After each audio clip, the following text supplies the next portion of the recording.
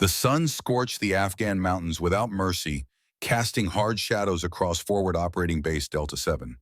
The distant crack of enemy gunfire echoed through the valley, sporadic at first, then intensifying into sustained bursts that tore through the morning calm. A Black Hawk helicopter thundered overhead, dust and debris swirling beneath its rotors as the medical evacuation team braced for landing. Captain Sarah Mitchell, chief medical officer, clutched her field kit with white knuckles. 20 years in combat medicine hadn't prepared her for what intelligence had reported: a full-scale assault on the forward observation post, multiple casualties, and artillery fire holding back an overwhelming enemy force. 30 seconds. The pilot's voice crackled through her headset. The helicopter descended through a haze of smoke and dust. Below, the outpost perimeter showed signs of heavy damage. Sandbag fortifications torn apart, communication equipment destroyed, shell casings littering the ground like fallen leaves. Taking fire! The pilot jerked the controls as tracers streaked past the cockpit. This is hot.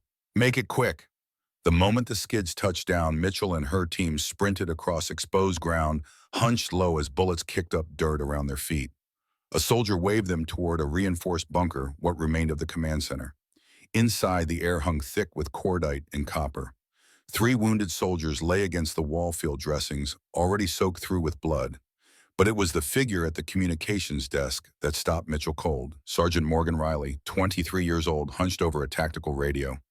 Blood soaked her uniform from 7 distinct wounds, 2 in her left shoulder, 1 in her right arm, 1 in her thigh, and 3 across her torso. Each wound would have sent most soldiers into shock. Yet Riley's voice remained steady as she transmitted coordinates with mathematical precision. Battery Alpha, adjust fire. Grid 359742. Wind correction right 15 meters. Elevation 1135 mils. Fire for effect. Mitchell approached cautiously, medical training, warring with disbelief. Jesus Christ, you've been hit 7 times. How are you still conscious? Riley didn't look up from her calculations, her blood-stained fingers making adjustments on a tactical map. Sweat mingled with blood on her pale face. Mission isn't complete, ma'am. Through the bunker's observation slit, Mitchell saw artillery shells impact a ridgeline where enemy forces had established firing positions. Perfect placement, not a single round wasted. The incoming fire slackened immediately. Battery Bravo, Riley continued, her voice growing weaker. Shift fire to grid 359744. Danger close. I repeat, danger close. The radio operator from Battery Bravo responded with professional concern. Confirmed danger close. Friendly positions. Confirmed, friendlies at grid 359741. 150 meters south of target area. High explosive with proximity fuse. Fire when ready.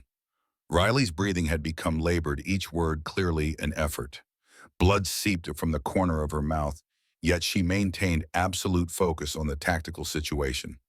Mitchell began cutting away uniform fabric to access the wound, shocked that the young woman was still functioning with such severe injuries. You need immediate evacuation, Mitchell insisted. These wounds. Battalion is still exposed on the southern approach. Riley interrupted, her voice barely audible over the radio chatter. One more fire mission.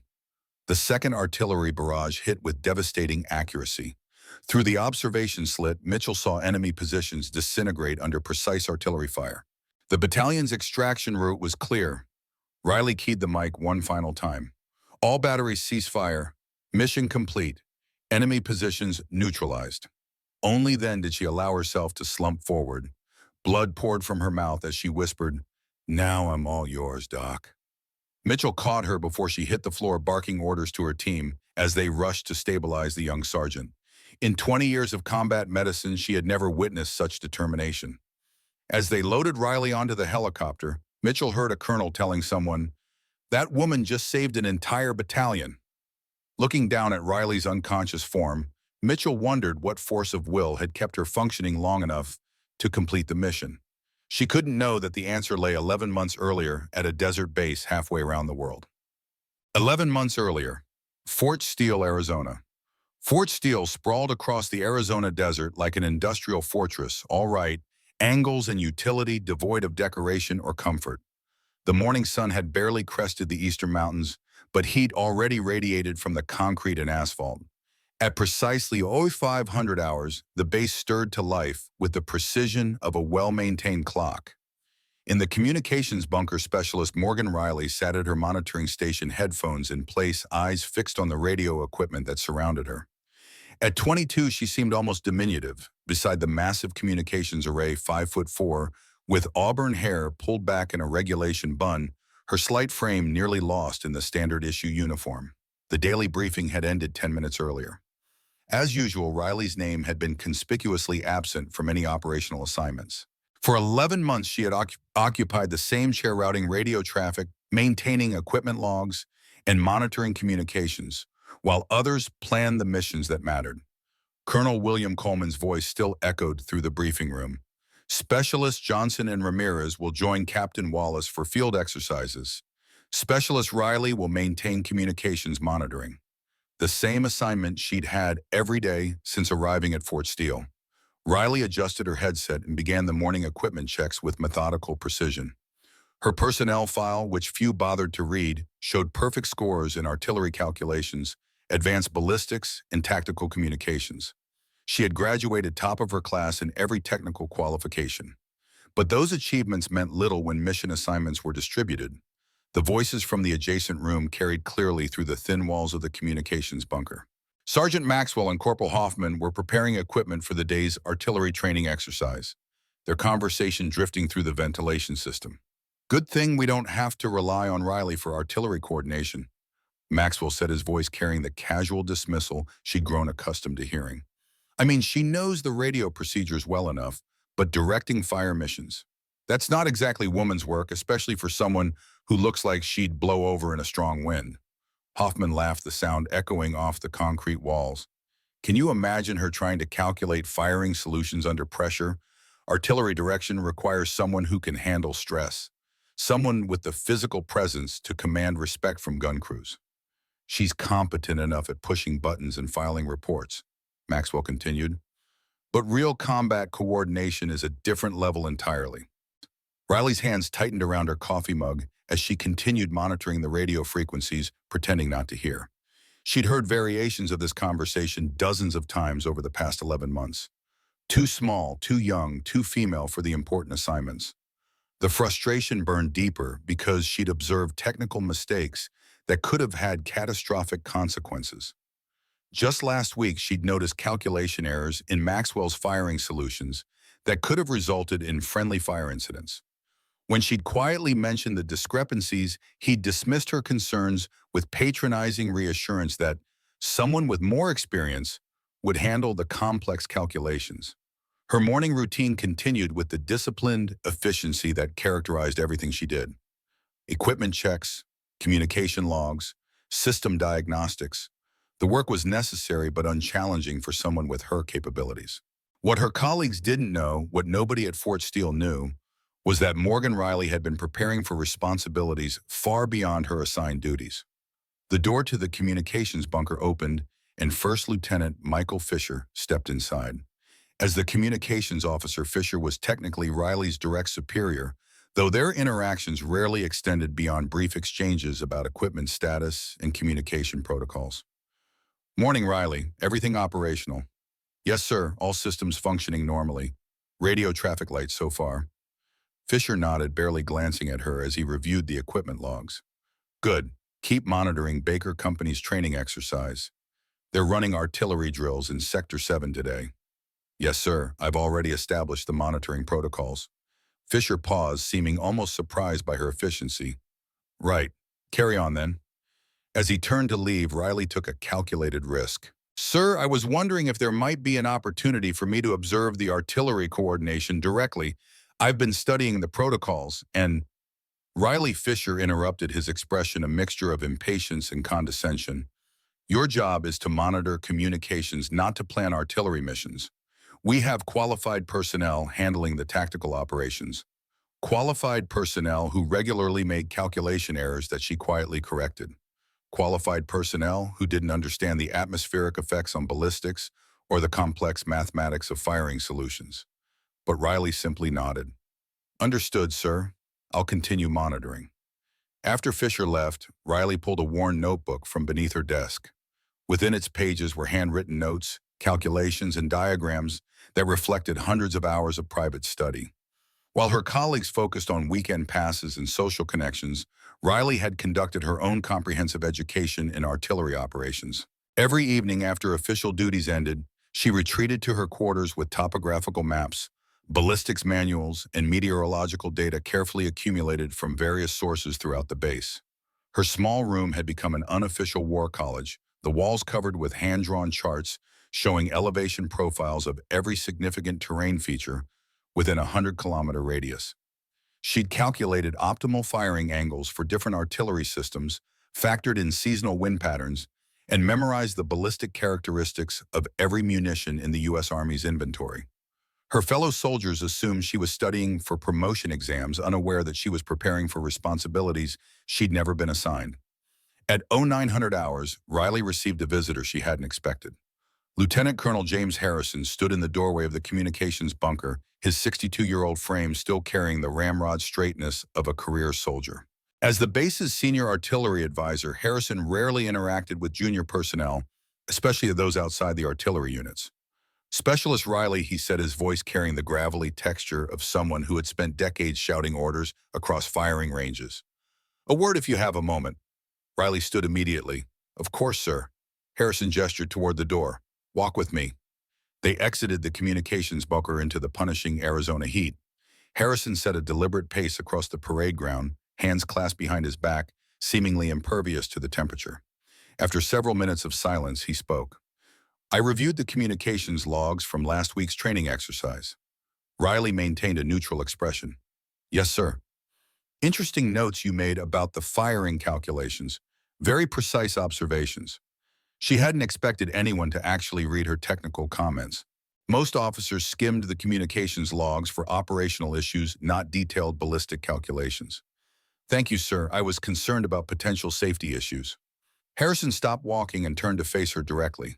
His weathered face had seen decades of military service from the Cold War through Operation Desert Storm and beyond. His eyes, sharp and evaluating, studied her with unexpected intensity. "Those weren't standard observations, Riley. Your notes included atmospheric density calculations and trajectory adjustments that aren't part of basic communications protocol." Riley hesitated, uncertain whether she was being reprimanded or questioned. "I have an interest in artillery operations, sir. I've been studying independently." "Have you?" It wasn't a question. Harrison resumed walking, this time toward the artillery range where the day's exercises would soon begin. "Your father was Thomas Riley, Captain 1st Field Artillery Regiment." In the statement caught her completely off guard. No one at Fort Steele had ever connected her to her father. "Yes, sir, he was." Harrison nodded, a ghost of a smile crossing his face. "Thought so. He saved my life during Operation Desert Storm 1991. Our position was being overrun near the Kuwait border. Tom called in artillery fire nearly on top of our own location. Most precise danger-close fire mission I've ever witnessed. Turned the tide of a battle that should have killed us all." Riley felt a tightness in her throat. "He never told me that story, sir." "Tom wasn't one to boast."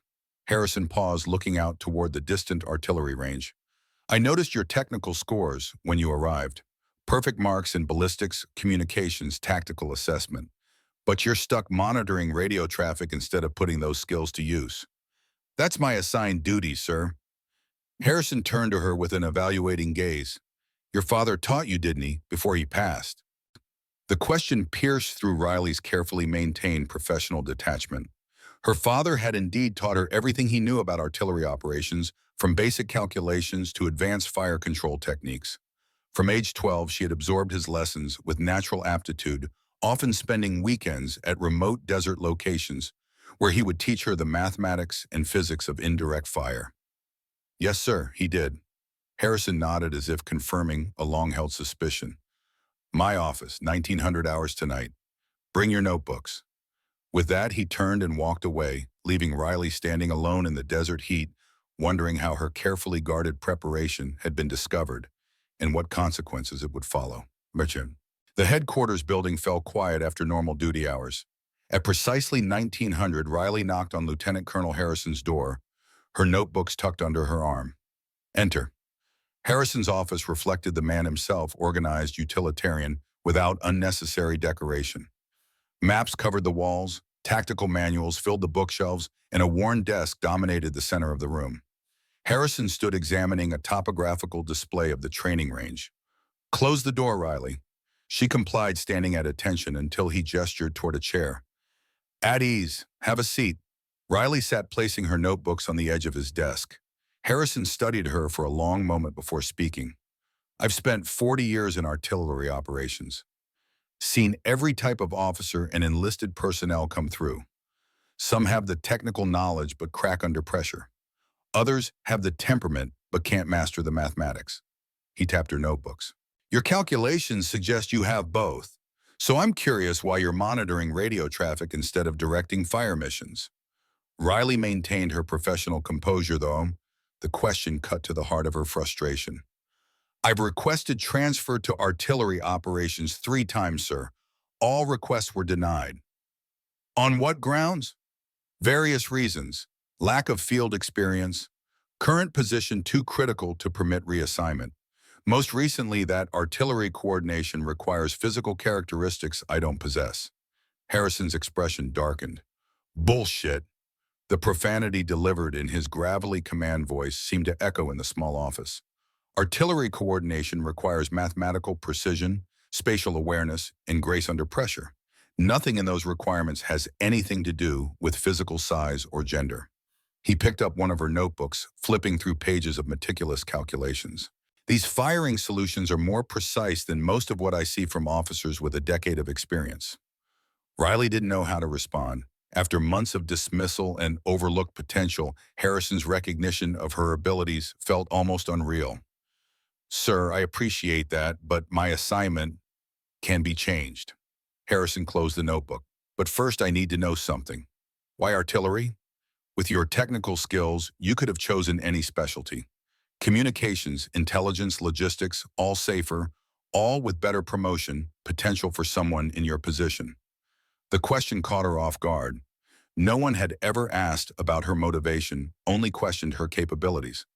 For a moment, Riley considered giving a safe professional answer about technical interest or career advancement. Instead, she chose honesty. "My father died because of a miscalculated fire mission, sir." Harrison's expression remained unchanged, but something in his eyes softened.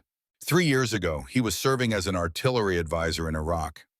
The local forces he was training executed a fire mission with incorrect coordinates. The shells landed on his position instead of the enemy's. Riley's voice remained steady despite the painful memory. "He would have caught the error if he'd checked the calculations himself. He always checked mine. Always emphasized precision because lives depended on it." She met Harrison's gaze directly. "I want to ensure no one else dies because of a mathematical error or a miscalculation that could have been prevented." Harrison nodded slowly as if her answer confirmed something important. "Your father was the best artillery officer I ever served with. Based on these calculations, the talent runs in the family." He leaned forward. "What would you say if I offered to continue your education unofficially?" Riley's heart rate accelerated. "Sir, I can't officially change your assignment, not immediately. Too much bureaucracy, too many egos involved, but I can ensure you're ready when the opportunity presents itself." Harrison tapped her notebook. 3 nights a week, advanced artillery coordination, fire control procedures, tactical employment of indirect fires. Everything they don't teach in the official courses. The offer represented everything Riley had hoped for since arriving at Fort Steele. "I would be honored, sir. This stays between us. For now." Harrison's expression grew serious. "The military changes slowly, Riley. People like Maxwell and Hoffman represent old thinking that's dying out, but still has influence. When your opportunity comes, and it will, you'll need to be not just good, but exceptional." "I understand, sir." "I expect you do." Harrison stood signaling the end of their meeting. "Tomorrow night, same time. Bring your calculations for wind effect on the eastern range. We'll start there." As Riley left headquarters that evening, the desert sky blazed with stars. For the first time in months, she felt something beyond frustration and resignation. Lieutenant Colonel Harrison had recognized her potential and offered a path forward. The challenge now was preparing for an opportunity that might come tomorrow or might never come at all. Over the next 6 months, Riley lived a double life at Fort Steele. By day, she performed her communications duties with quiet efficiency, monitoring radio traffic and maintaining equipment logs, while her colleagues trained for more significant responsibilities. By night, she studied under Harrison's guidance, absorbing decades of artillery knowledge from a master of the craft. Their sessions covered everything from theoretical ballistics to practical fire direction techniques. Harrison pushed her beyond textbook scenarios, creating complex problems that required both mathematical precision and tactical judgment. He taught her the unwritten aspects of artillery coordination, how to communicate effectively with gun crews, how to prioritize targets during chaotic engagements, how to maintain composure when lives depended on split-second decisions. Artillery is mathematics executed through explosives, Harrison told her during one late-night session. Precision matters more than power. A single well-placed round is worth a dozen that miss their target. Riley absorbed every lesson with the same intensity she'd shown in her private studies. Her notebooks filled with formulas, tactical diagrams, and firing solutions for every conceivable scenario. Harrison introduced her to specialized calculation techniques that weren't taught in standard military courses, methods developed through decades of real-world experience. Most artillery officers never face truly complex firing situations, he explained while reviewing her calculations for a particularly challenging scenario. They train for standard engagements on flat terrain with predictable weather, but battlefields rarely cooperate with textbook conditions. He created exercises involving multiple artillery batteries, firing and coordination scenarios, requiring danger-close missions with minimal safety margins. Problems complicated by unusual atmospheric conditions or complex terrain features. With each challenge, Riley demonstrated not just technical competence, but intuitive understanding of indirect fire principles. You think three-dimensionally, Harrison noted after she solved a particularly difficult problem involving artillery support in mountainous terrain. Most officers struggled to visualize the invisible arc of shells through space. You see the trajectories as clearly as if they were visible. My father used to say the same thing, Riley admitted. He called it seeing the unseen path. Harrison nodded approvingly. Tom had the gift as well. It can't be taught. You either have it or you don't. During these sessions, Riley learned about Harrison's own career. He had served as an artillery officer during the Cold War, commanded a battery during Operation Desert Storm, and later became one of the Army's leading experts on fire support coordination. His approach to artillery wasn't just technical, but philosophical. Artillery is ultimately about protection, he told her. We destroy so that others may live. Never forget that every calculation, every adjustment, every round fired serves one purpose: bringing our people home alive. Despite her growing expertise, Riley's official status remained unchanged. Her request for transfer to artillery operations continued to be denied. Her technical abilities remained unrecognized by the broader command structure, and her daily duties continued to focus on routine communications tasks. The disconnect between her capabilities and her assigned responsibilities created a growing frustration that she carefully contained beneath her professional demeanor. Harrison counseled patience. The military moves at its own pace, he reminded her. Your opportunity will come. Be ready when it does. Riley maintained her outward composure, but inwardly she questioned whether the opportunity would ever arrive. The institutional barriers that prevented her advancement seemed firmly entrenched in the Fort Steele command structure. Each day brought fresh evidence that perception mattered more than capability, that physical presence counted more than technical precision. 3 months into her training with Harrison, Riley witnessed a disturbing incident during a live fire exercise. Maxwell, recently promoted to lead artillery coordination despite technical scores significantly lower than Riley's, miscalculated a firing solution during a night training mission. The resulting shells impacted dangerously close to an observation post, nearly causing casualties among the forward observers. The official investigation blamed equipment malfunction, but Riley, monitoring communications during the incident, recognized the error immediately. Maxwell had failed to account for changing wind conditions, resulting in lateral drift that pushed the shells off target. Had the observers been 50 meters closer to the impact site, American soldiers would have died. When Riley carefully mentioned her observations to Lieutenant Fisher, he dismissed her concerns. These things happen during training, Riley. That's why we have safety protocols. The investigation determined it was equipment failure, not human error. The incident reinforced her determination to master every aspect of artillery coordination. If institutional barriers prevented her from officially using her skills, she would continue developing them regardless, preparing for an opportunity that might never come while hoping that it would.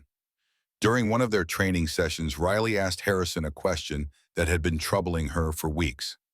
"Sir, why did you decide to help me? You're risking your reputation by training someone outside official channels." Harrison considered the question carefully before answering. "Three reasons. First, because your father saved my life, and I never adequately repaid that debt. Second, because talent shouldn't be wasted due to institutional blindness." He paused. "And third, because someday lives will depend on your abilities. When that day comes, I want you to be ready." His words proved more prophetic than either of them could have imagined. The pattern of exclusion had become so predictable that Riley could anticipate it with depressing accuracy. Every significant operation, every training exercise, every opportunity for advancement seemed to follow the same script.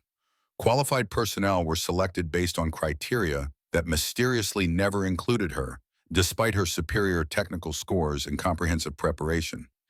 2 months after beginning her training with Harrison, Riley submitted an application for the Advanced Artillery Coordination course at the Joint Fire Center in Oklahoma. Her qualifications exceeded the minimum requirements significantly, and her motivation was unquestionable.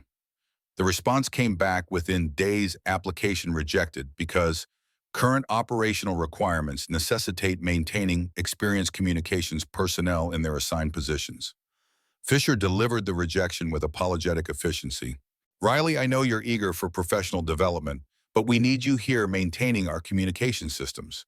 Your technical expertise is valuable, but not necessarily in artillery coordination roles." The implication was clear. Her value lay in maintaining equipment, not in using the tactical knowledge she'd spent months developing. She was seen as too important in her current role to be considered for advancement, but not important enough to be trusted with responsibilities that matched her capabilities. Similar rejections followed with mechanical regularity. The Mountain Warfare School declined her application because combat operations in challenging terrain require personnel with specific field experience. The Joint Terminal Attack Controller Certification Program rejected her because close air support coordination involves responsibilities that demand extensive combat experience. Each rejection included language suggesting that her current contributions were valued while simultaneously explaining why she couldn't be trusted with anything more significant. The most painful rejection came when Maxwell was selected for the Fire Direction Specialist position that opened when the previous coordinator transferred to another base. Despite scoring lower than Riley on every relevant examination, Maxwell received the promotion. The explanation emphasized his command presence and natural leadership qualities, while acknowledging that technical competence, while important, must be balanced against other essential characteristics required for combat leadership. Riley had watched Maxwell struggle with basic ballistic calculations, had quietly corrected his mathematical errors multiple times, and had observed his tendency to panic under pressure during training exercises. But Maxwell possessed the indefinable qualities that military hierarchies valued. He was tall, male, and confident in his abilities, regardless of his actual competence level. Harrison counseled continued patience and preparation. "The system has momentum," he told her during one late-night training session.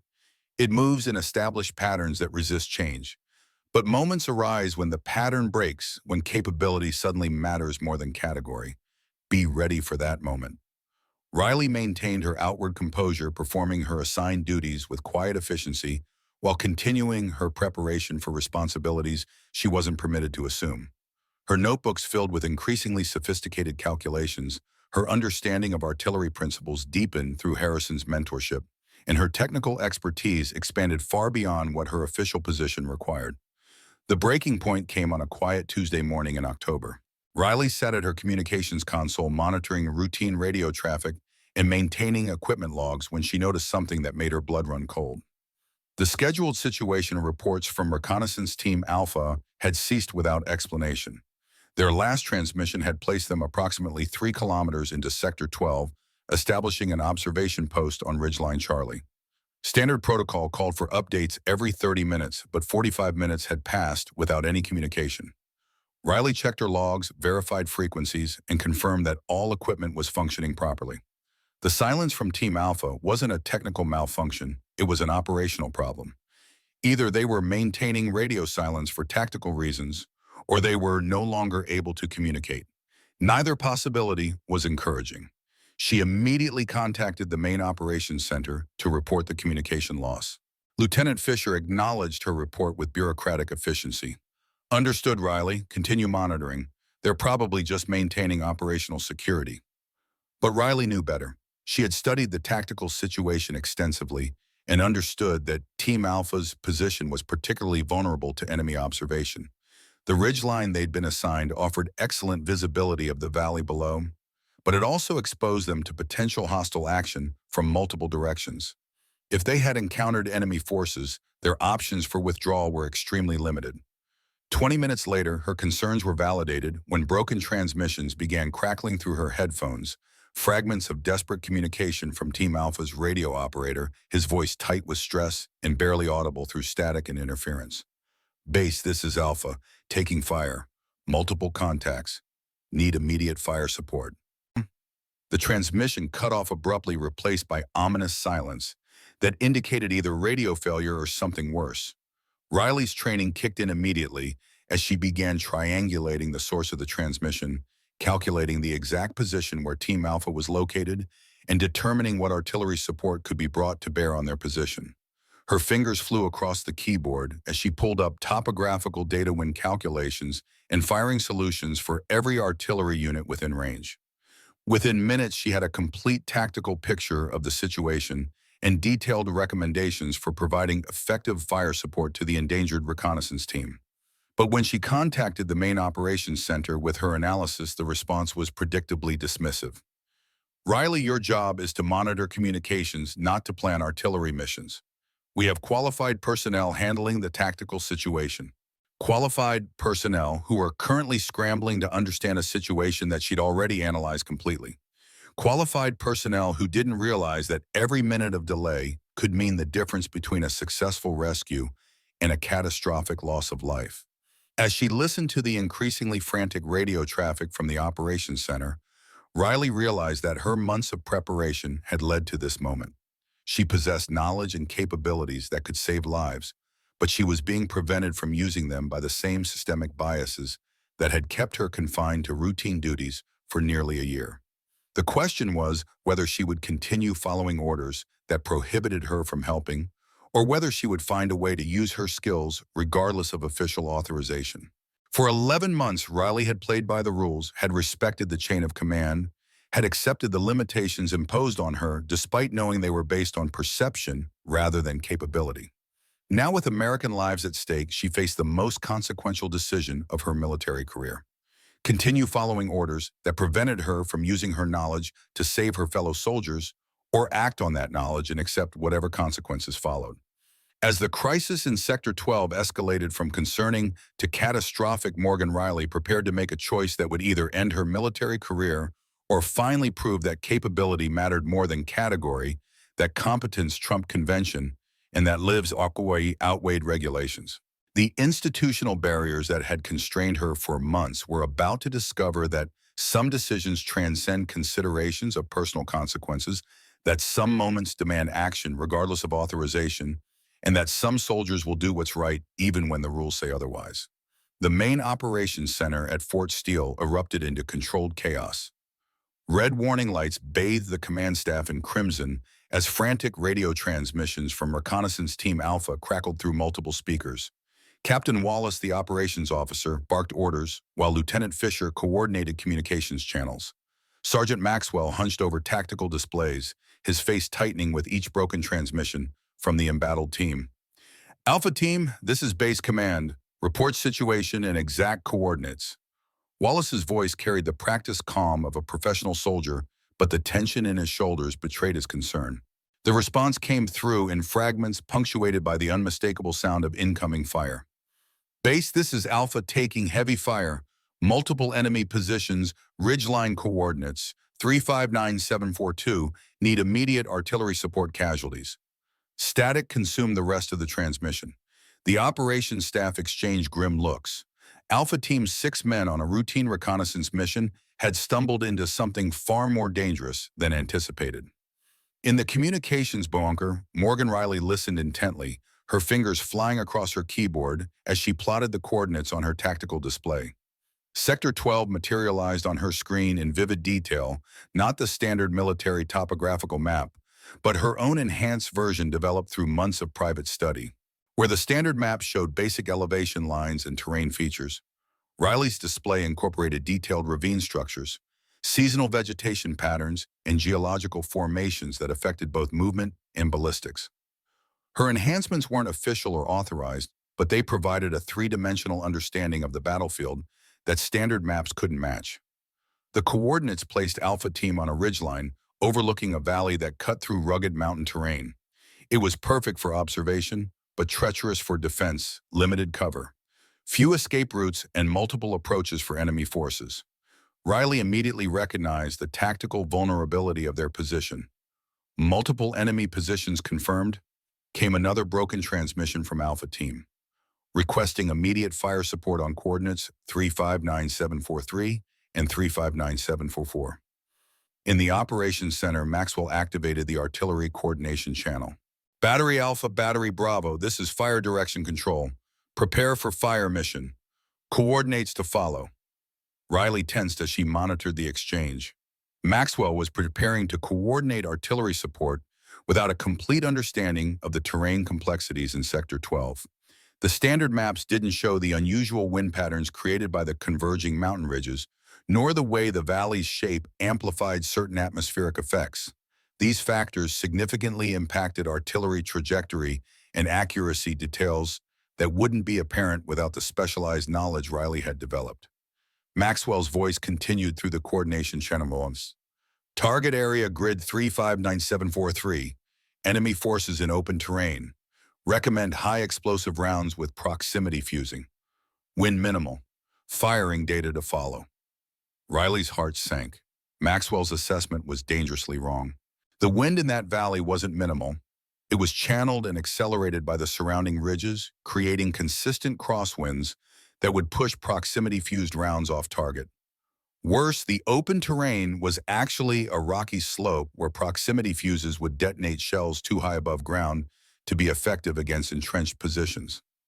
Battery Alpha acknowledges, came the response from the artillery unit.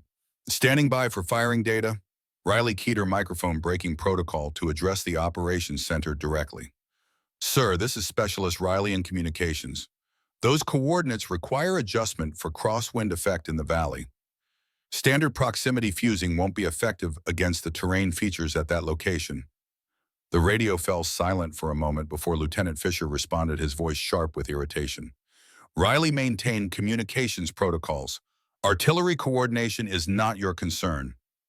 Sir, I've studied that area extensively. The enemy is likely using the rock formations for cover. They need contact-fused rounds with delayed detonation to penetrate those positions. Riley, Fisher's voice rose. Return to your assigned duties immediately. In the operations center, Maxwell shot an annoyed glance toward the communications channel. Battery Alpha, disregard that transmission. Proceed with proximity-fused high-explosive rounds as directed. Fire when ready. Riley watched helplessly as the artillery battery acknowledged the order. Minutes later, her tactical display registered the first rounds impacting the target area. Just as she had predicted, the shells detonated too high above the rocky terrain to affect enemy forces using the natural cover. The crosswinds had also pushed the rounds eastward, reducing their effectiveness even further. Alpha Team's response confirmed her assessment. Base impacts observed but ineffective. Enemy fire continuing. Request adjustment in different munitions. Maxwell frowned at his display, clearly puzzled by the poor results. Battery Alpha, adjust fire left 50 meters. Continue with same munitions. Riley clenched her fists in frustration. The problem wasn't the aim, it was the ammunition type and fusing. Contact-fused rounds with delayed detonation would penetrate the rocky cover before exploding, neutralizing the enemy's advantage. But Maxwell didn't understand the terrain well enough to recognize the issue. After 2 more ineffective volleys, the situation deteriorated further. Alpha Team reported multiple casualties and dwindling ammunition. Their position was becoming increasingly untenable as enemy forces pressed their advantage. "We're pinned down," came the transmission from Captain Jackson, Alpha Team's commander. "Cannot reach extraction point under current fire. Need effective artillery support immediately." Captain Wallace made a tactical decision. "Lieutenant Fisher, alert Bravo Company for immediate deployment. Rescue mission authorization code Delta 69er. Riley's blood ran cold. They were sending Bravo Company's 60 men into a situation where artillery support was proving ineffective. If Maxwell couldn't adjust his approach, the rescue force would face the same deadly fire that had trapped Alpha Team. As Bravo Company mobilized, Riley studied her enhanced maps with growing alarm. The enemy positions formed a distinctive pattern, a horseshoe-shaped deployment along 3 connected ridgelines that created interlocking fields of fire. Anyone approaching Alpha Team's position would be caught in a carefully constructed kill zone. Maxwell was still attempting to suppress individual enemy positions, a time-consuming process that allowed hostile forces to shift their deployments and maintain tactical advantage. But Riley saw something he had missed, something that changed the entire tactical equation. The 3 ridgelines where enemy forces had established firing positions were connected by a narrow saddle that served as their primary route for moving reinforcements and ammunition between positions. A concentrated artillery strike on that saddle would isolate each enemy position, making them vulnerable to individual suppression while simultaneously cutting off their ability to coordinate their attacks. This wasn't just a theoretical observation. Riley had calculated precisely how such an attack could be executed, the exact coordinates, the specific ammunition types, the timing sequence that would maximize effectiveness while maintaining absolute safety for friendly forces. Her notebooks contained detailed firing solutions for this exact scenario, refined through months of study and Harrison's expert guidance. But no one was listening. Maxwell continued ordering ineffective fire missions while Bravo Company moved into position for what could become a disastrous rescue attempt. The tactical display in Riley's bunker updated with alarming new information. Bravo Company had reached the valley approach, but was now taking effective fire from multiple directions. Their advance toward Alpha Team had stalled as they sought cover from the unexpected intensity of enemy resistance. "Base, this is Bravo 6, came the transmission from Captain Morrison, Bravo Company's commander. "Heavy enemy fire from ridgeline positions. Cannot advance to Alpha Team's location. Request immediate artillery support on coordinates 359746 through 359748. The situation had exploded from a single team in contact to a major engagement involving multiple units. What had begun as a routine reconnaissance mission was evolving into a potential disaster that could result in significant American casualties. Maxwell was clearly overwhelmed. His voice betrayed growing panic as he attempted to coordinate artillery support for 2 separate units while lacking the tactical understanding necessary to prioritize targets or sequence fires effectively. Battery Alpha shift fire to support Bravo Company. Battery Bravo continue supporting Alpha Team. His instructions became increasingly confused and contradictory as he struggled to manage the complex fire missions. Riley watched the tactical situation deteriorate with each passing minute. Alpha Team's ammunition was nearly exhausted. Bravo Company was pinned down with limited cover. The artillery support remained ineffective due to poor ammunition selection and failure to account for the terrain and atmospheric conditions. American lives were at stake, and the person responsible for saving them lacked the knowledge and skills needed to coordinate effective fire support. Every instinct in Riley's body screamed for her to intervene, to use the capabilities she'd developed through months of preparation to implement the firing solutions she'd calculated for exactly this type of scenario. But intervention meant directly violating orders. It meant exceeding her authority in ways that would likely end her military career, regardless of the outcome. The institutional barriers that had confined her to communications duties for 11 months now stood between her and the actions that could save her fellow soldiers. As the crisis deepened, Lieutenant Colonel Harrison entered the communications bunker. His weathered face remained composed, but Riley could see the concern in his eyes as he assessed the tactical displays. "Sir," she began, her voice tight with urgency, "they're sending ineffective fire missions. The wrong ammunition, poor adjustment for winds, no understanding of how the terrain affects." "I know." Harrison's voice was quiet but intense. "I've been monitoring the situation. Maxwell is in over his head. Sir, I have calculated firing solutions that would work. I've studied that terrain extensively. I know exactly how to neutralize those enemy positions and protect both Alpha and Bravo. Harrison's eyes met hers, measuring her resolve. You understand what you're suggesting? Assuming artillery coordination without authorization. Yes, sir, I understand. For a long moment, Harrison said nothing. Then he nodded slightly. There's an emergency override protocol in the communications manual. Section 7, paragraph 3. In situations where designated fire direction personnel are unable to maintain effective coordination due to communication failure, equipment malfunction, or tactical circumstances, qualified communication specialists may assume fire direction responsibilities to preserve mission effectiveness and protect friendly forces. Riley stared at him. I've never seen that protocol. Few have. It's rarely invoked, but it exists precisely for situations like this. Harrison moved toward the door. I can't officially authorize this. The decision and the consequences must be yours alone. With that, he was gone, leaving Riley to make the most consequential choice of her military career. She pulled up the communications manual on her screen, quickly finding the section Harrison had referenced. The protocol existed just as he'd said. It provided legal authority for her intervention, but it also meant accepting full responsibility for whatever followed. Riley checked her watch. Alpha Team had been under fire for 32 minutes. Bravo Company had been engaged for 17 minutes. Every additional minute of delay increased casualties and decreased the chances of successful extraction. She looked at her tactical display one final time, confirming her firing solutions and verifying her ammunition recommendations. Her plan could work. It could save both Alpha Team and Bravo Company while eliminating the enemy threat. But implementing it required her to exceed her authorized responsibilities and assume accountability for coordinating fires that could kill friendly personnel if executed incorrectly. The choice was simple but not easy.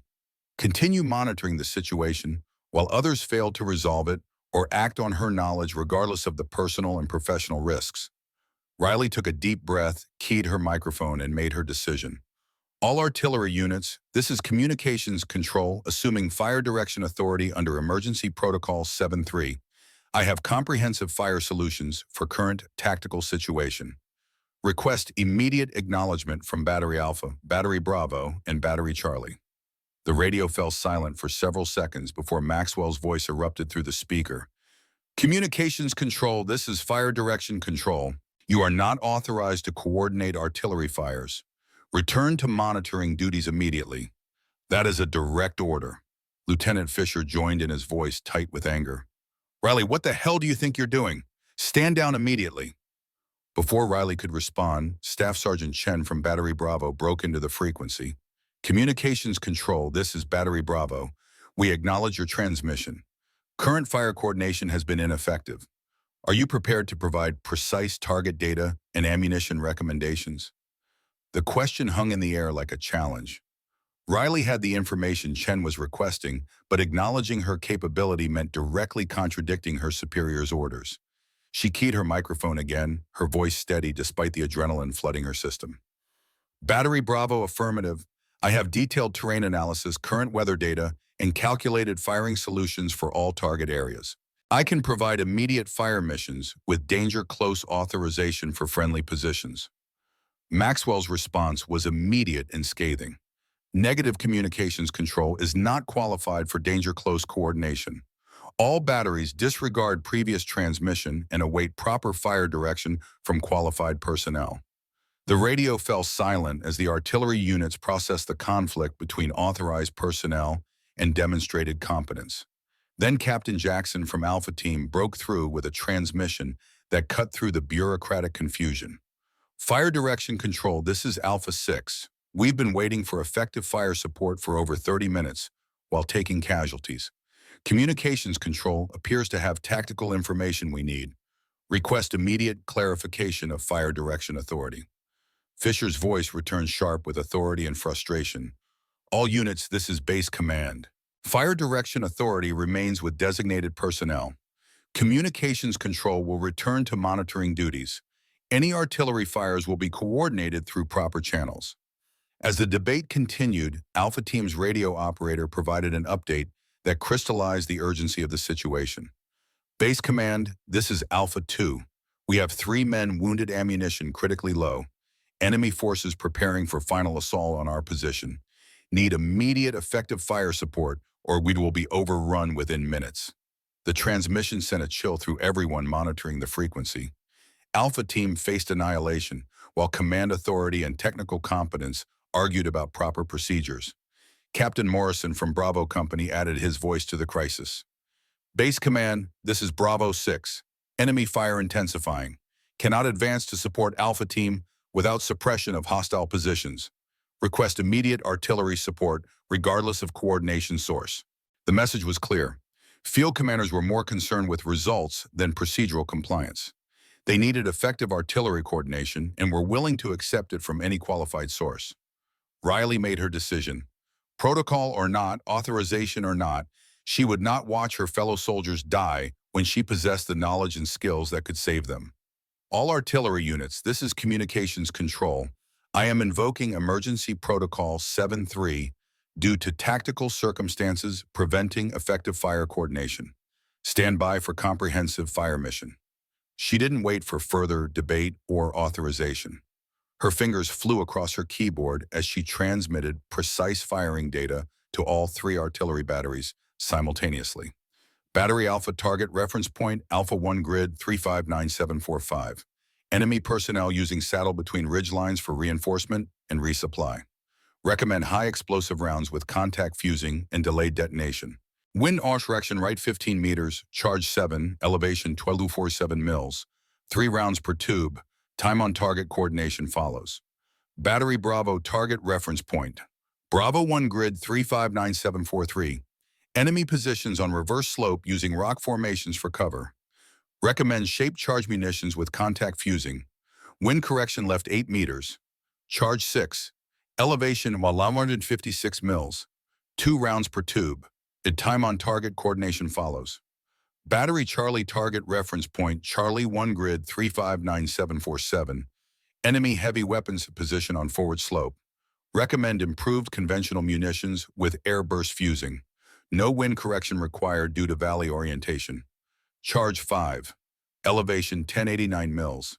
2 rounds per tube. In time on target coordination follows. The artillery batteries acknowledged her instructions with professional efficiency. Despite the unprecedented situation, they recognized the precision and tactical understanding in Riley's coordination. Communications control, this is Battery Alpha, data received and confirmed, standing by for fire mission. Communications control, this is Battery Bravo, data received and confirmed, standing by for fire mission. Communications control, this is Battery Charlie, data received and confirmed, standing by for fire mission. In the operations center, Maxwell and Fisher watched in stunned disbelief as the artillery units responded to Riley's coordination. Colonel Coleman entered, his face darkening as he assessed the situation. What the hell is going on here? Who authorized this communications specialist to coordinate artillery? Fisher explained the situation rapidly, emphasizing Riley's insubordination. Coleman's response was immediate and severe. Shut her down, now. But before Fisher could transmit the order, Riley's voice came through with the final coordination sequence. All batteries be advised, this is a danger close fire mission. Alpha Team is located at grid 359742, approximately 175 meters southwest of target Alpha 1. Bravo Company is positioned at grid 359741, approximately 200 meters south of target areas. Time on target sequence as follows. Battery Alpha. Alpha fires on my mark plus 60 seconds. Battery Bravo fires on my mark plus 75 seconds. Battery Charlie fires on my mark plus 90 seconds. This will create a sequential suppression effect that will isolate and neutralize enemy positions while maintaining absolute safety for friendly forces. Acknowledge. The batteries confirmed their understanding of the complex fire mission. Riley keyed her microphone one final time. All batteries, this is communications control. Fire mission commences. Mark. In the operations center, Coleman, Fisher, and Maxwell watched the tactical display in tense silence. The first artillery rounds from Battery Alpha screamed toward their targets exactly 60 seconds later. The impacts registered on the display as precise hits on the saddle, connecting the enemy positions. Alpha Team's radio operator provided immediate battlefield assessment. Base direct hits on enemy reinforcement route. Secondary explosions observed enemy movement between positions has ceased. 75 seconds after Riley's marked Battery Bravo's shaped charge munitions struck the reverse slope positions. The specialized ammunition penetrated the rocky cover before detonating, neutralizing enemy forces that had been protected from previous bombardments. This is Alpha 6 enemy fire from Eastern Ridge has stopped completely, direct hits on their fortified positions. 90 seconds after the marked Battery Charlie's improved conventional munitions rained down on the forward slope, eliminating the heavy weapons position that had pinned down Bravo Company. This is Bravo 6. Enemy heavy weapons neutralized. We are advancing to Alpha Team's position. In less than 2 minutes, Riley's coordinated fire mission had accomplished what 30 minutes of conventional attempts had failed to achieve. The horseshoe-shaped enemy deployment collapsed as each position was isolated and systematically eliminated. In the communications bunker, Riley monitored the tactical situation with intense focus, making minor adjustments to ensure complete suppression of enemy forces. Her months of preparation had culminated in this moment, precise, effective artillery coordination that was saving American lives. All batteries cease fire, hold for battle damage assessment, and prepare for follow-up missions as required. The radio channels erupted with reports of enemy forces in full retreat. Alpha Team began treating their wounded, while Bravo Company secured the extraction route. What had appeared to be an imminent disaster was transforming into a successful operation. Riley allowed herself a moment of quiet satisfaction before the inevitable consequences arrived. She had violated direct orders, exceeded her authority, and assumed responsibilities far beyond her assigned duties. The professional repercussions would be severe, possibly career-ending. But American soldiers were alive because of her actions, and that knowledge was enough. The door to the communications bunker slammed open. 2 military police officers entered, followed by Colonel Coleman. His face was a mask of controlled fury. "Specialist Riley, you are hereby relieved of duty and placed under arrest for willful disobedience of lawful orders and unauthorized assumption of command responsibilities during military operations." Coleman's voice was ice. "Stand away from the communications equipment immediately." Riley rose from her station, standing at attention despite the tension crackling through the room. "Yes, sir." As the MPs moved to escort her from the bunker, the radio crackled with a transmission from Captain Jackson. "Base Command, this is Alpha 6. All enemy forces neutralized. We are treating casualties and preparing for extraction. Request confirmation that the communications specialist who coordinated that artillery mission receives formal recognition. Her fire support was the most effective I've witnessed in 12 years of service. She saved my entire team today." Coleman ignored the transmission, gesturing for the MPs to continue. As they led Riley from the communications bunker, she caught sight of Lieutenant Colonel Harrison standing in the corridor. His face revealed nothing, but he offered the slightest nod of acknowledgement, perhaps even approval, as she passed. Riley walked between the MPs with her head high. She had violated military protocol, but had fulfilled her duty to her fellow soldiers. The institutional barriers that had prevented her from using her capabilities had been broken, even if only for a few crucial minutes. Whatever punishment followed, she had proven that competence mattered more than category, that capability trumped convention, and that results ultimately outweighed regulations. As they escorted her across the parade ground toward the base detention facility, Riley heard the distinctive sound of helicopters approaching medical evacuation for Alpha Team's wounded. American soldiers were coming home alive because she had acted beyond her authority. That knowledge would sustain her through whatever consequences followed. The detention facility at Fort Steele was Spartan but clean, a small room with a bed, sink, and desk bolted to the floor. The MPs processed Riley efficiently, confiscating her personal items and explaining the restrictions of her confinement. She would remain here until formal charges were prepared and a military justice officer reviewed her case. Through the narrow window of her cell, Riley could see the operations center where senior officers were undoubtedly discussing her fate. Courts-martial for insubordination, dishonorable discharge, the end of her military career. All likely outcomes for actions that had saved American lives. The irony wasn't lost on her. The same military system that had prevented her advancement because of perceived limitations was now punishing her for exceeding those limitations when circumstances demanded it. The barriers hadn't just been institutional, they had been codified in regulations that prioritize authority over effectiveness, process over results. Hours passed in solitary contemplation. Riley reviewed her actions, searching for alternatives. She might have pursued different approaches that could have achieved the same results without violating direct orders. She found none. The situation had demanded immediate action, and delay would have cost lives. As evening approached, the door to her cell opened. Lieutenant Colonel Harrison stood in the doorway, his weathered face unreadable. "A word, Riley." She stood at attention. "Yes, sir." Harrison entered, closing the door behind him. For a long moment, he studied her in silence, his eyes evaluating something beyond her physical presence. "Your artillery coordination today was technically flawless. 3 battery sequence fire missions, danger close authorization with perfect safety margins." His voice carried no hint of his personal assessment. "Where did you learn time on target coordination? I never covered that in our sessions." "I found it in an old field manual, sir, 1989 edition. It described coordinating multiple battery fires to achieve simultaneous impact from different firing positions." Harrison nodded slowly. "The Sarajevo sequence hasn't been used in active operations since Operation Desert Storm. It seemed appropriate for the tactical situation, sir." "It was." Harrison's expression softened slightly. "Alpha Team is back. 3 wounded, none critical. Bravo Company reports 0 casualties.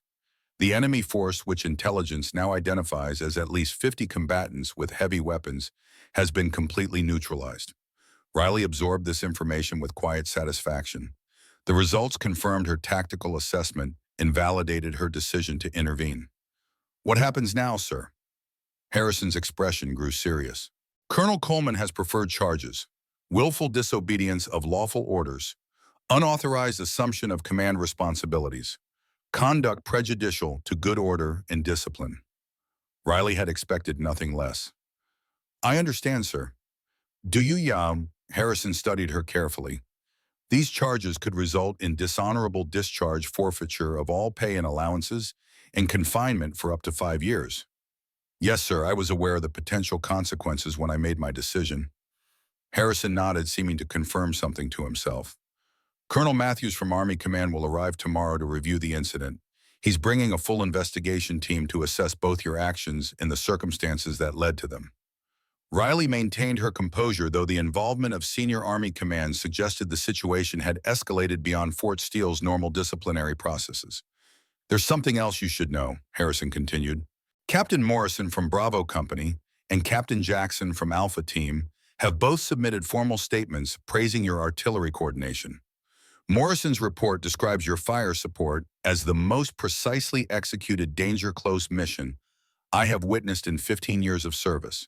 Jackson states that, without Specialist Riley's intervention, Alpha Team would have suffered catastrophic casualties."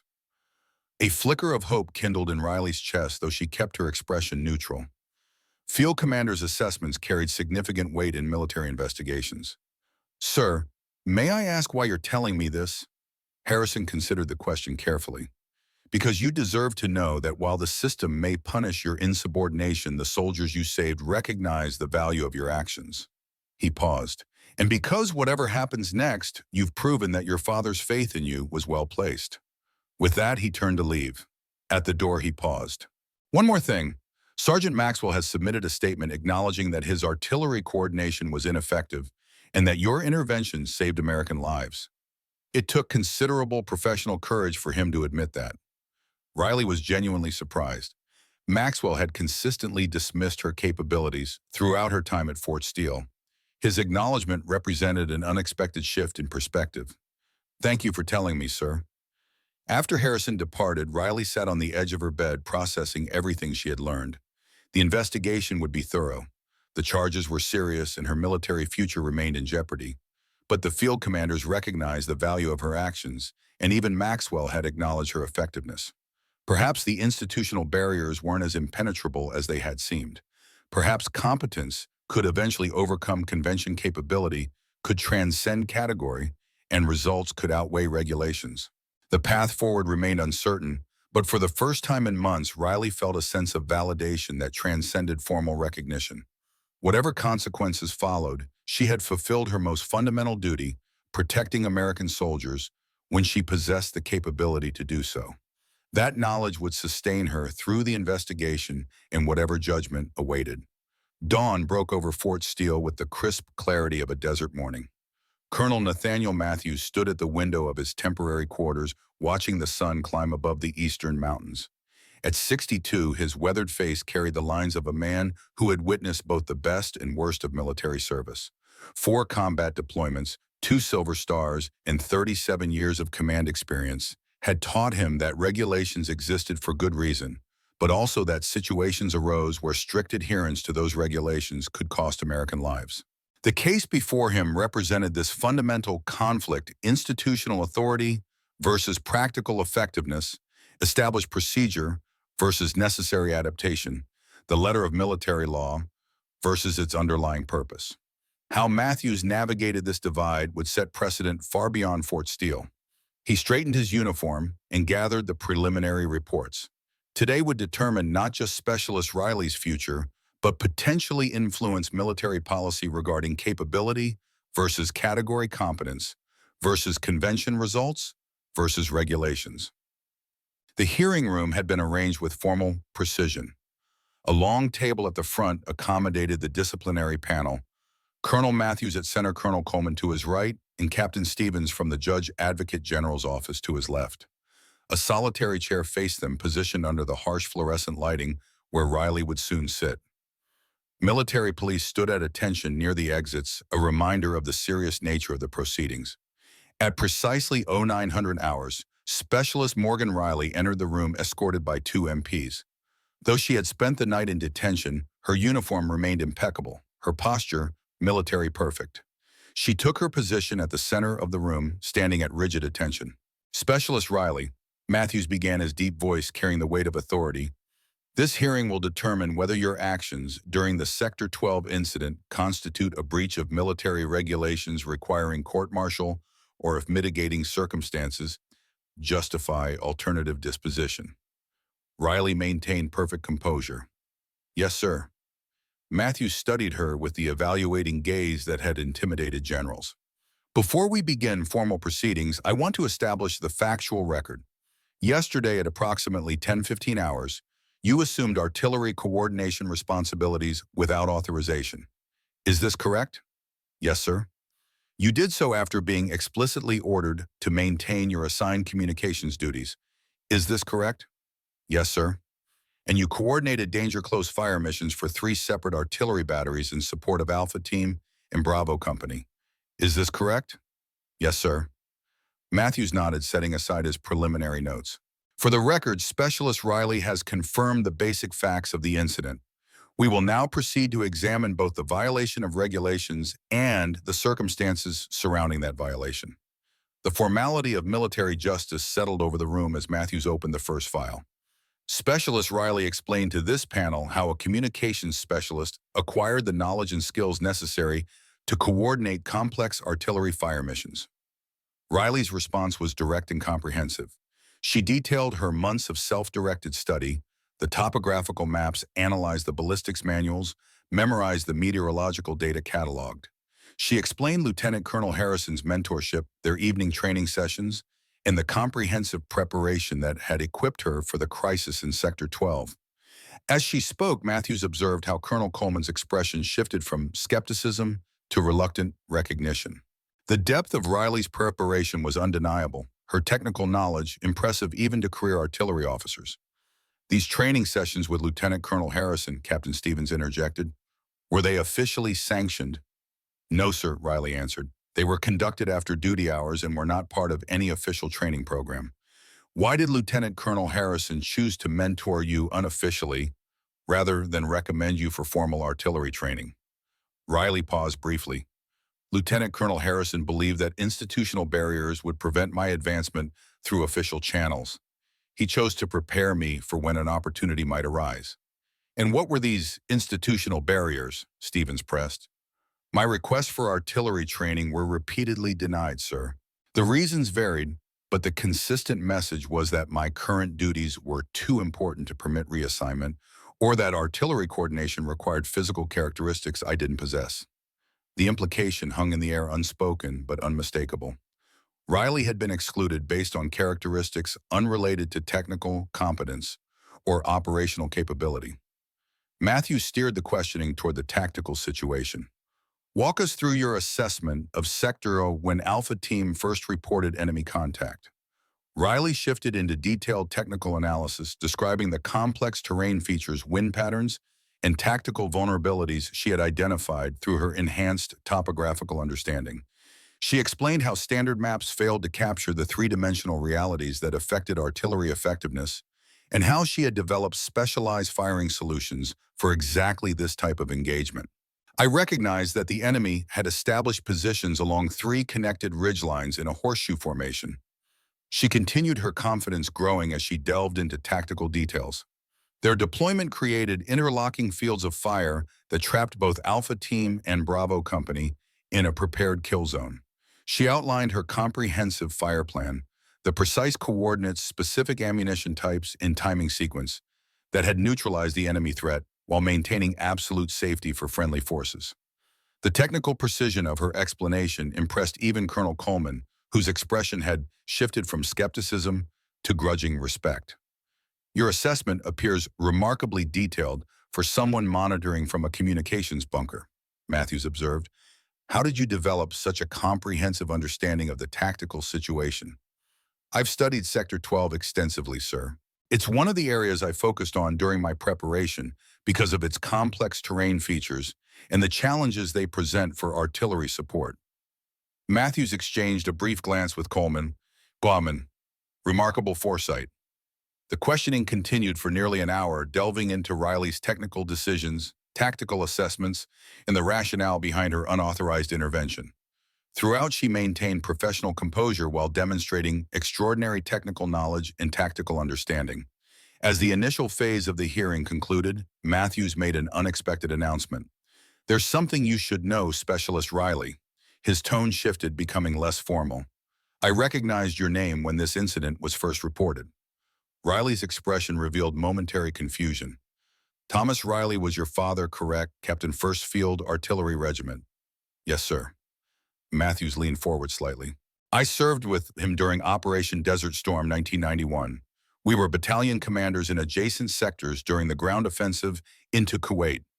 The revelation hit Riley like a physical force. This wasn't just an investigating officer. This was someone who had known her father personally. Your father was known throughout the theater for his precision with artillery coordination, Matthews continued. There was an incident near the Kuwait border where his battery provided danger-close support that saved an entire company. Perfect placement, not a single friendly casualty despite rounds impacting less than 100 meters from American positions. Riley maintained her professional demeanor, but the personal connection clearly affected her. He never told me about that incident specifically, sir. Tom wasn't one to boast. A ghost of a smile crossed Matthew's weathered face. When I saw your name connected to a remarkably similar incident, I wondered if the talent ran in the family. Based on the technical evidence, it appears it does. The revelation created a momentary silence in the hearing room. Matthews had just established a personal connection to Riley that transcended the formal proceedings, acknowledging a legacy of excellence that provided context for her actions. We'll take a 30-minute recess, Matthews announced. When we reconvene, we'll hear testimony from those directly affected by Specialist Riley's actions. As Riley was escorted from the room, she caught a glimpse of Lieutenant Colonel Harrison waiting in the corridor outside. His expression revealed nothing, but the slight nod he offered contained both acknowledgement and encouragement. The hearing had only begun, but the revelation of Matthew's connection to her father had introduced an unexpected dimension to the proceedings.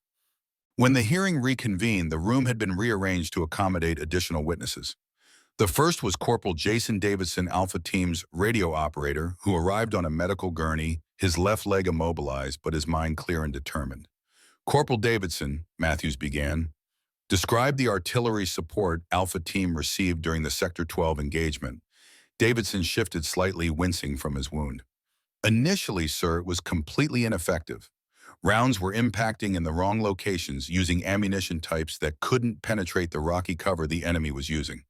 We were taking casualties and burning through ammunition while the enemy continued advancing on our position. And when Specialist Riley assumed coordination, Davidson's expression hardened with conviction. Everything changed immediately, sir. Her first volley hit the exact spot where enemy forces were moving reinforcements between positions. The timing sequence she used prevented them from adapting or shifting their deployment. Within minutes, she had neutralized threats that had been hammering us for over half an hour. He looked directly at the panel members. Sir, I've been in combat operations for 6 years. I've never witnessed artillery coordination that precise or effective. The technical knowledge, tactical understanding, and absolute composure under pressure that Specialist Riley demonstrated saved my entire team. Davidson's testimony carried the unmistakable weight of battlefield experience. This wasn't a theoretical assessment or administrative evaluation. This was the raw truth from someone whose life had hung in the balance. In your professional opinion, Matthews asked, would Alpha Team have survived if Specialist Riley hadn't intervened? No, sir. Davidson's answer came without hesitation. We were down to our last magazines, 3 men wounded and enemy forces preparing for final assault. Without her coordination, Alpha Team would have been overrun within minutes. Similar testimony followed from Captain Morrison, who had commanded Bravo Company during the rescue operation. His assessment was equally emphatic. Specialist Riley's artillery coordination demonstrated exceptional technical knowledge and tactical judgment. The precision of her danger-close authorization was remarkable, effective against enemy positions while maintaining absolute safety for friendly forces. Morrison's voice carried the authority of 15 years in combat operations. Every soldier in Bravo Company owes their life to her intervention. The most surprising testimony came from Sergeant Maxwell, whose ineffective coordination had necessitated Riley's intervention. His statement required considerable professional courage because it acknowledged his failure during a critical situation. Sir, Maxwell addressed the panel, his expression solemn. I was overwhelmed by the complexity of the tactical situation. The terrain in Sector 12 created conditions I hadn't encountered in training or previous operations. My artillery coordination was ineffective because I lacked the specialized knowledge needed for that specific environment. He paused visibly, struggling with his next admission. Specialist Riley's coordination demonstrated capabilities that exceeded my own. Her technical knowledge, tactical understanding, and ability to coordinate complex fire missions under pressure were exceptional. I was unable to provide effective fire support, and her intervention saved American lives. The panel received Maxwell's testimony in thoughtful silence. His acknowledgement represented a significant shift recognition of capability that transcended rank or official designation. Lieutenant Colonel Harrison provided the final testimony of the session. His weathered face remained impassive as he detailed the unofficial training he had provided Riley over the previous 6 months. I recognized exceptional talent and chose to nurture it outside official channels because the institutional pathways weren't functioning properly, Harrison stated with the quiet authority of a career officer. Specialist Riley demonstrated technical aptitude and tactical understanding that exceeded many certified artillery specialists I've trained over 4 decades of service. When questioned about bypassing official training protocols, Harrison's response was direct. The system sometimes fails to recognize capability that doesn't fit conventional expectations. My responsibility as a senior officer is ultimately to American soldiers in the field, not to administrative procedures that might prevent the right person from being in the right position. As witness testimony concluded, the panel received technical analyses of Riley's artillery coordination from specialists at Army Command. Colonel Patterson from Artillery Command provided a comprehensive assessment that concluded, the coordination demonstrated during this incident exceeded standard expectations for certified artillery specialists. The timing sequence used to isolate and systematically neutralize enemy positions represented advanced tactical thinking rarely seen outside special operations units. The technical evaluation detailed the precision of Riley's firing solutions, noting that her calculations for wind effect elevation adjustment and ammunition selection demonstrated extraordinary understanding of ballistic principles and battlefield physics. Her danger-close authorization maintained safety margins of less than 200 meters, requiring absolute precision that few artillery coordinators could achieve under combat conditions. As the evidence accumulated, Colonel Matthews called for a recess to consult with Army Command Headquarters. The conversation lasted nearly an hour and involved discussions with general officers who recognized that this case would influence future policies regarding personnel utilization and command authority during crisis situations. When the panel reconvened, the tension in the hearing room was palpable. Riley stood at attention, prepared for whatever judgment would follow. Colonel Matthews' expression revealed nothing as he reviewed his notes one final time. "Specialist Riley," he began, his voice carrying the weight of official judgment, "this panel has conducted a thorough investigation of your actions during the Sector 12 incident. We have heard testimony from combat personnel, technical experts, and your commanding officers. We have analyzed the tactical situation, the effectiveness of your artillery coordination, and the results of your intervention." The room fell silent as Matthews prepared to announce the panel's decision. What followed would determine not just Riley's future, but potentially influence military policy regarding capability versus authority, competence versus convention, results versus regulations. "The evidence confirms that you violated direct orders and exceeded your authorized responsibilities by assuming artillery coordination duties. These actions constitute a breach of military discipline and chain of command that cannot be disregarded regardless of outcome." Riley maintained perfect military bearing, though the words suggested her career might indeed be finished. However, Matthews continued, his tone shifting subtly. "The evidence also confirms that your actions were necessary to prevent the loss of American lives, that your technical competence exceeded that of authorized personnel, and that your intervention directly saved 16 soldiers who would likely have died if you had continued following orders that prevented you from utilizing your capabilities." He looked up from his notes, meeting Riley's gaze directly. "Military regulations exist for good reason. Chain of command and proper authority are fundamental to effective operations. But regulations and procedures ultimately serve one purpose: bringing American soldiers home alive." Colonel Coleman shifted slightly in his chair, his expression suggesting he might not fully agree with Matthews' philosophical assessment, but would not contradict it publicly. Captain Stevens from JAG provided the legal framework for the panel's decision. Military justice allows for mitigation based on necessity and proportionality. When regulations conflict with the preservation of life, commanders have discretion to consider the totality of circumstances rather than strict procedural compliance. Matthews nodded his agreement before continuing. "Specialist Riley, this panel finds that while your actions constituted technical violations of military regulations, those actions were necessary, proportional, and ultimately aligned with the highest duty of all military personnel, protecting American lives when you possess the capability to do so." The room held its breath as Matthews delivered the final judgment. "Therefore, this panel recommends immediate promotion to sergeant and transfer to artillery coordination duties where your demonstrated capabilities can be properly utilized. Furthermore, we recommend formal recognition for your actions during the Sector 12 incident, which directly saved 16 American lives." The pronouncement hit like a physical shock. Instead of court-martial and discharge, Riley was being promoted and transferred to the role she'd sought for nearly a year. The institutional barriers that had constrained her capabilities were being removed in recognition of what she had accomplished when necessity overcame authorization. Colonel Coleman's expression revealed his surprise at the decision, but he offered no objection. Captain Stevens nodded slightly, apparently satisfied that military justice had been balanced with practical reality. Matthews stood and addressed Riley with words that would define the rest of her military career. "Sergeant Riley, your actions demonstrated that competence and courage are more important than following orders when lives are at stake. The military needs soldiers who possess your technical skills and moral courage. Don't let us waste those capabilities again." Riley maintained her professional composure, though the unexpected turn of events had caught her completely off guard. "Thank you, sir. I won't disappoint you." "I expect not." Matthews gathered his papers. "You'll begin your new duties immediately. Report to the Artillery Coordination Center at 0800 tomorrow. Dismissed."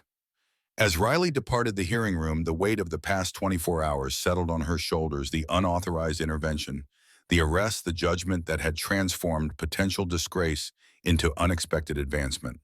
The institutional barriers that had confined her to communications duties for 11 months had finally yielded to demonstrated competence and moral courage. The path forward wasn't guaranteed to be smooth. Some would resent her unconventional promotion. Others would question whether the outcome justified the means. But 16 American soldiers were alive because she had acted beyond her authority, and that knowledge would sustain her through whatever challenges followed. 6 months later, Fort Steele's Artillery Coordination Center hummed with focused activity.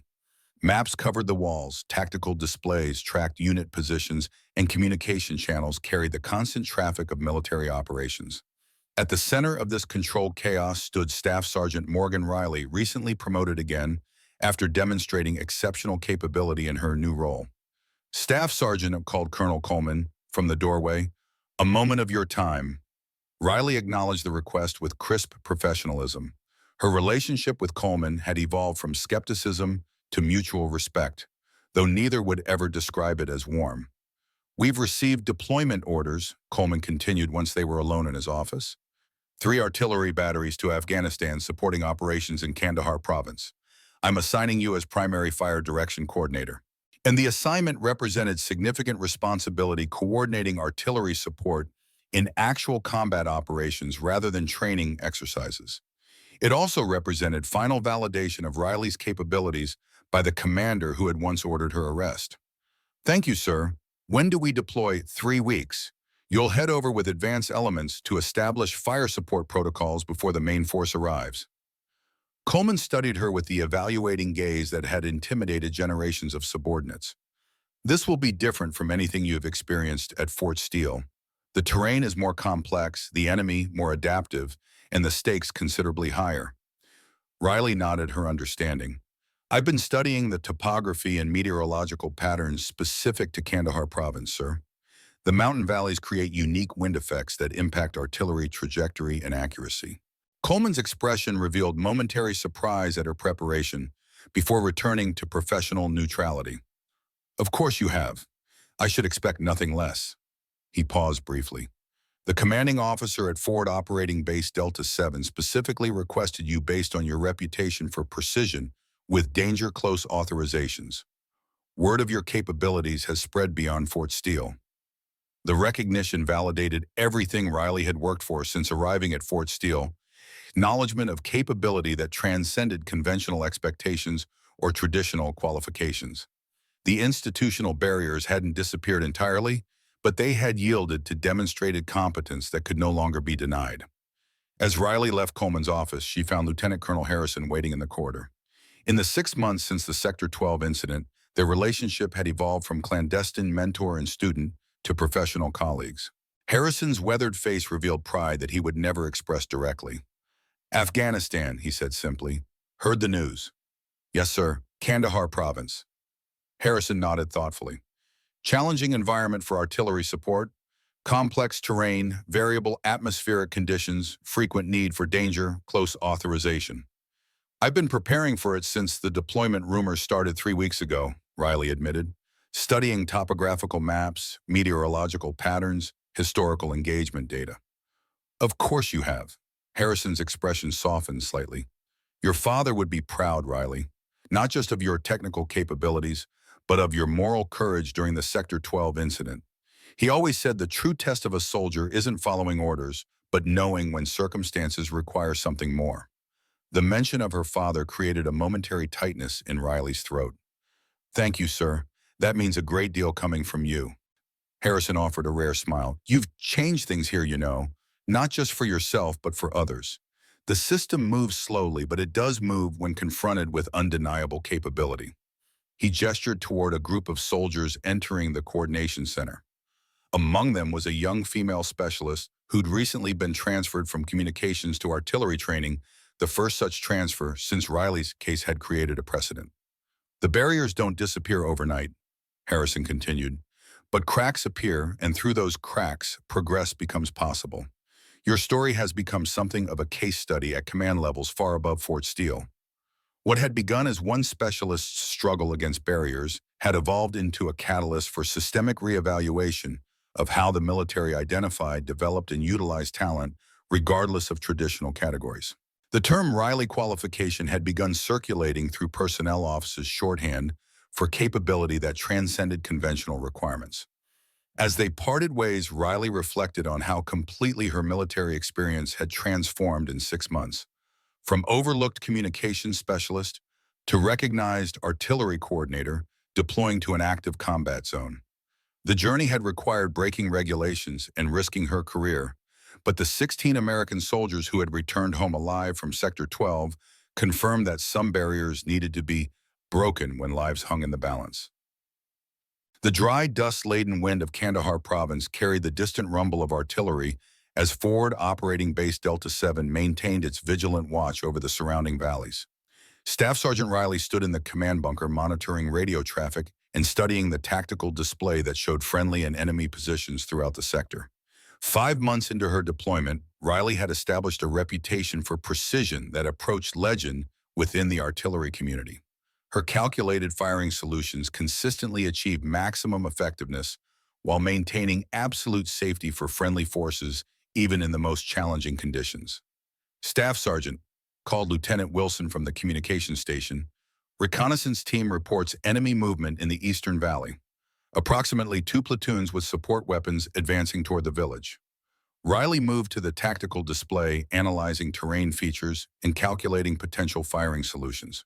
The Eastern Valley presented particular challenges for artillery support, variable winds, steep gradients that affected projectile trajectory, and numerous civilian structures that required careful target discrimination. Alert batteries Alpha and Bravo, she ordered. Prepare for fire mission grid coordinates to follow. As she calculated precise firing solutions for the developing situation, Riley reflected on how thoroughly her preparation had equipped her for this deployment. The technical knowledge developed through months of private study, the tactical understanding refined through Harrison's mentorship, the confidence forged during the Sector 12 incident combined to make her uniquely effective in this demanding environment. The radio crackled with a transmission from the reconnaissance team. Base enemy forces have spotted our position. Taking fire. Request immediate artillery support. Riley transmitted precise firing coordinates, ammunition specifications, and timing sequences to the artillery batteries. Within minutes, carefully placed shells neutralized the enemy threat without endangering either friendly forces or civilian structures.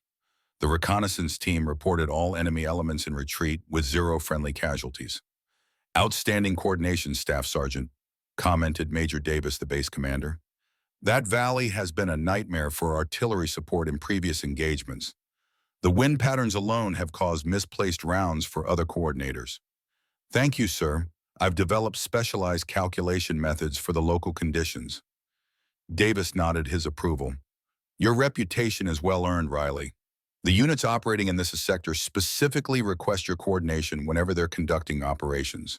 That kind of trust doesn't come easily in combat environments. The validation meant more than any formal recognition or promotion. Riley had earned the confidence of combat units whose lives depended on her technical precision and tactical judgment. The institutional barriers that had once confined her to routine communications duties seemed distant memories now replaced by earned respect based on demonstrated capability.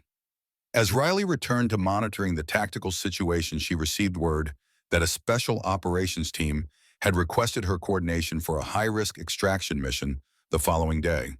The assignment represented the highest level of trust elite units, specifically asking for her support based solely on her reputation for precision and effectiveness. The journey from overlooked specialist to sought-after coordinator had required breaking regulations and risking her career. But the soldiers who returned home alive because of her capabilities confirmed that some barriers needed to be broken when lives hung in the balance.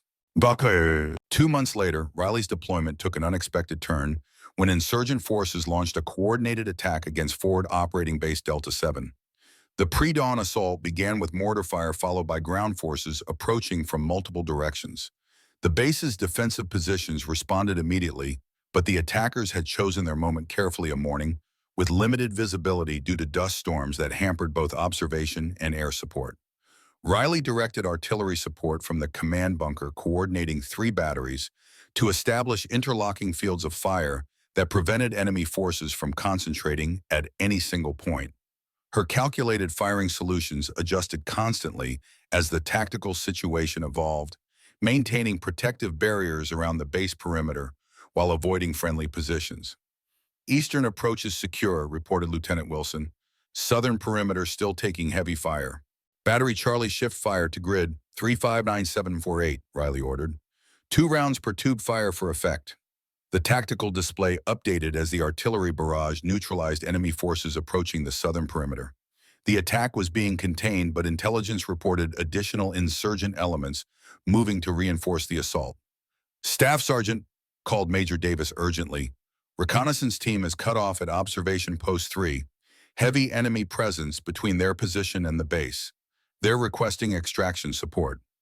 Observation Post 3 occupied a ridgeline 2 kilometers east of the base, perfect for monitoring valley approaches, but dangerously exposed if enemy forces controlled the surrounding terrain. The 4-person team stationed there would be vulnerable to capture, or worse if the insurgent attack succeeded. Riley studied the tactical display calculating possible extraction routes and necessary fire support. The terrain between the observation post and the base created a natural choke point where artillery could effectively suppress enemy forces, but the calculation required absolute precision to avoid endangering the reconnaissance team. "I need to get closer to coordinate this properly," Riley announced. "The command bunker's communication equipment doesn't provide sufficient fidelity for the precision required." Major Davis frowned. "Staff Sergeant, you're the fire direction coordinator. Your place is here in the command center." "With respect, sir, this extraction requires danger-close authorization with minimal safety margins. I need direct communication with both the reconnaissance team and the artillery batteries to ensure absolute precision." Davis hesitated briefly before nodding. "Approved. Take a radio team to the Eastern Observation Tower. Lieutenant Wilson will maintain base defense coordination." Riley moved quickly, gathering essential equipment and heading to the observation tower that provided the best vantage point for the extraction route. As she established her coordination position, enemy fire intensified across the base perimeter. Bullets struck the tower structure as she calculated firing solutions for the reconnaissance team's extraction. "Reconnaissance team, this is fire control. I have you on visual. Prepare for coordinated extraction on my signal. Artillery support will establish a corridor along the southwestern ridgeline." "Fire control, this is recon actual. We have wounded and are low on ammunition. Enemy forces have established blocking positions between our location and the base." Riley studied the terrain through binoculars, identifying enemies' positions and calculating precise coordinates for artillery suppression. "Battery Alpha, Battery Bravo, prepare for danger close fire mission. Coordinates to follow." She transmitted exact firing data, establishing a carefully calculated corridor of artillery fire that would suppress enemy positions while maintaining a narrow extraction route for the reconnaissance team. The margin for error measured in tens of meters, requiring absolute precision from both the artillery batteries and the retreating team. "Recon actual on my signal moves southwest along the ridgeline. Stay within 50 meters of the marked route. Artillery will suppress enemy positions on both flanks." As Riley coordinated the extraction, enemy fire struck the observation tower with increasing intensity. The insurgents had apparently identified the coordination point and were concentrating efforts to disrupt the artillery support. Bullets tore through the tower structure, sending splinters of wood and metal flying through the air. Riley maintained absolute focus on the tactical situation, adjusting artillery fire as the reconnaissance team began their movement. Her calculated timing sequence kept shells impacting just ahead of enemy response, preventing insurgent forces from establishing effective blocking positions. A sudden impact spun Riley sideways as a bullet tore through her left shoulder. The searing pain threatened to break her concentration, but she forced herself to maintain focus on the coordination task. Blood soaked her uniform as she continued transmitting adjustment orders to the artillery batteries. "Battery Alpha shift fire 50 meters west. Battery Bravo maintain current position." A second bullet struck her right arm, sending her radio clattering to the tower floor. Riley retrieved it with her left hand, grimacing against the pain as she continued the critical coordination. The reconnaissance team had covered half the extraction route, moving exactly as directed through the narrow corridor of relative safety. "Recon, actual maintain current heading. Support fire continuing on schedule." 3 more bullets struck in rapid succession, one grazing her side, another embedding in her thigh, the third passing through her upper torso. Blood poured from multiple wounds, but Riley's voice remained steady as she coordinated the final phase of the extraction. The reconnaissance team had reached the outer perimeter of the base's defensive positions where infantry units would complete their protection. All batteries' final protective fire on pre-registered targets, standard rotation fire for effect. Only when the reconnaissance team reported safe arrival at the base perimeter did Riley acknowledge the severity of her injuries. 7 distinct bullet wounds had torn through her body during the 30-minute coordination sequence, each representing potentially fatal damage if left untreated. She keyed her to radio one final time. Fire control to command. Reconnaissance team extracted successfully. Request medical support at Eastern Observation Tower. The world began to blur around the edges as blood loss took its toll. Riley slumped against the tower wall, maintaining pressure on her worst wounds while waiting for medical evacuation. Despite the physical agony, a sense of professional satisfaction provided. Counterbalanced, the reconnaissance team was safe, the base perimeter, secured, the artillery coordination executed with precision, despite impossible conditions. When the medical team arrived 10 minutes later, they found Riley conscious but severely wounded. Captain Sarah Mitchell, the chief medical officer, stared in disbelief at the 7 distinct bullet wounds and the pool of blood surrounding the artillery coordinator. "Jesus Christ, you've been hit 7 times. How are you still conscious?" Riley's blood-stained face revealed exhaustion but determined focus. "Mission isn't complete, ma'am." She gestured toward the radio. "Final defensive fires still need adjustment." Mitchell began emergency treatment while Riley continued coordinating artillery support from her prone position. Blood soaked the tower floor, pain etched deep lines in her face, but her voice remained steady as she transmitted precise firing data to protect the base perimeter. Only after the last adjustment did Riley finally surrender to the physical trauma. "Now I'm all yours, Doc," she whispered, before consciousness fled. As the medical team rushed her to the field hospital, Major Davis stared in disbelief at the blood-soaked coordination position. "That woman just saved this entire base," he told a nearby lieutenant, "and she did it with 7 bullet holes in her." The lieutenant shook his head in wonder. "Who the hell is she?" "Someone who refused to let barriers define her capabilities," Davis answered simply. "Remember her name, Morgan Riley. You're going to hear it for years to come." 6 months later, a military hospital in Germany. Riley sat in a wheelchair by the window watching snow fall across the medical complex grounds. Her recovery had progressed steadily but slowly. 7 bullet wounds represented traumatic damage that required multiple surgeries and extensive rehabilitation. 3 wounds had been potentially fatal on their own. 7 simultaneously should have been impossible to survive, much less function through. The door opened as Colonel Matthews entered, now wearing the star of a brigadier general. His weathered face broke into a rare smile as he approached. "Staff Sergeant Riley, though I understand that's no longer accurate." Riley attempted to stand, but Matthews waved her back. "At ease. This isn't a formal visit." He took the chair opposite her, studying the visible scars with professional assessment. "The doctors tell me you're making remarkable progress. 3 of your wounds would have killed most soldiers, yet you continued coordinating artillery support for nearly 30 minutes after the first impact." "The mission wasn't complete, sir." Matthews nodded, understanding perfectly. "Your father said something similar in '91 when he continued coordinating despite shrapnel wounds. The talent truly does run in the family." He placed a small box on the table between them. "This arrived from Washington yesterday. I asked for the privilege of delivering it personally." Riley opened the box to find the Distinguished Service Cross, the nation's second highest military decoration, awarded for extraordinary heroism in combat operations. The citation reads, "For extraordinary heroism and devotion to duty during the defense of Forward Operating Base Delta 7. Despite sustaining 7 severe gunshot wounds, Staff Sergeant Riley maintained artillery coordination for 30 minutes, ensuring the successful extraction of reconnaissance personnel and the defense of the base perimeter. Her technical precision, tactical judgment, and unwavering dedication to duty, despite life-threatening injuries, reflect the highest traditions of military service." Matthew's expression conveyed pride that transcended formal military recognition. "There's something else. Your promotion to Master Sergeant has been approved effective immediately.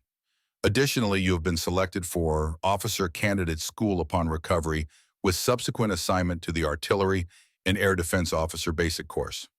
The news represented more than personal advancement. It signified institutional recognition that capability mattered more than category, that competence trumped convention, that barriers could and should yield to demonstrated effectiveness. Thank you, sir. I'm honored. You've earned it, Riley. Matthews leaned forward slightly. Your actions have had ripple effects throughout the command structure. The barriers you faced and broke through have been re-examined at the highest levels. New protocols are being implemented to ensure that technical capability receives priority over traditional qualifications in specialized roles. He paused, his expression growing more serious. Your story has become a case study at West Point in the Command and General Staff College. The Riley Principle, they're calling it the recognition that rigid adherence to categorical restrictions can cost American lives when it prevents the right person from being in the right position. The institutional impact of her journey extended far beyond personal vindication. What had begun as one specialist's struggle against barriers had evolved into a catalyst for systemic reevaluation of how the military identified, developed, and utilized talent regardless of traditional categories. There's one more thing, Matthews continued. Lieutenant Colonel Harrison asked me to give you this. He handed Riley an envelope containing a single sheet of paper. The handwritten note read simply, "Your father would be proud, so am I." As Matthews prepared to leave, he paused at the door. I've been around long enough to see how the military evolves slowly, sometimes painfully, but inevitably. What you've done, Riley, has accelerated that evolution in ways that will save lives for decades to come. Riley nodded, understanding the broader significance of her actions. I never set out to change the system, sir. I just wanted to do what I was capable of doing. That's precisely why it worked, Matthews replied. Real change rarely comes from those who set out to be revolutionaries.